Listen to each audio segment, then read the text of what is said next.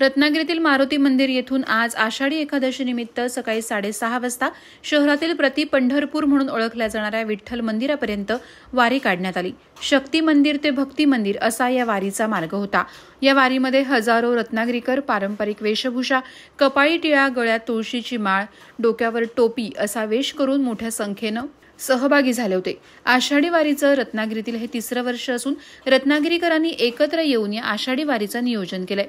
यामध्ये ॲडव्होकेट रुची महाजनी, मृत्युंजय खातू, कौस्तुभ सावंत, सुहास ठाकूर देसाई, चंद्रकांत राऊळ, संजय जोशी यांच्यासह मोठ्या संख्येनं विविध ज्ञाती बांधव, विविध मंडळं, महिला, पुरुष, लहान मुलं मोठ्या संख्येनं सहभागी झाले होते।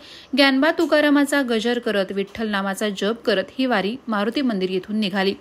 सुरुवातीला श्री शिवप्रतिष्ठान हिंदुस्थानच्या वतीनं मारुती मंदिरातील छत्रपती शिवाजी महाराजांच्या पुतळ्याला पुष्पहार अर्पण करण्यात आला। मंदिरातील श्री मारुतीची पूजा करण्यात आली। त्यानंतर या वारीचं प्रस्थान झालं।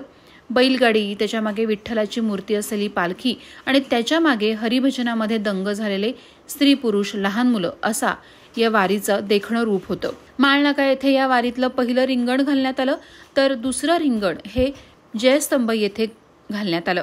आषाढी वारीमध्ये सामील होणाऱ्या सर्व वारकऱ्यांसाठी चहा आणि पिण्याच्या पाण्याची व्यवस्था लायन्स क्लब रत्नागिरी यांनी केली, तर वारकऱ्यांसाठी फराळाची व्यवस्था state bank of India officers association यांच्या वतीनं करण्यात आली होती। प्रहार डिजिटलसाठी दुर्गेश पिलणकर सह अनघा निकम मगदूम, रत्नागिरी।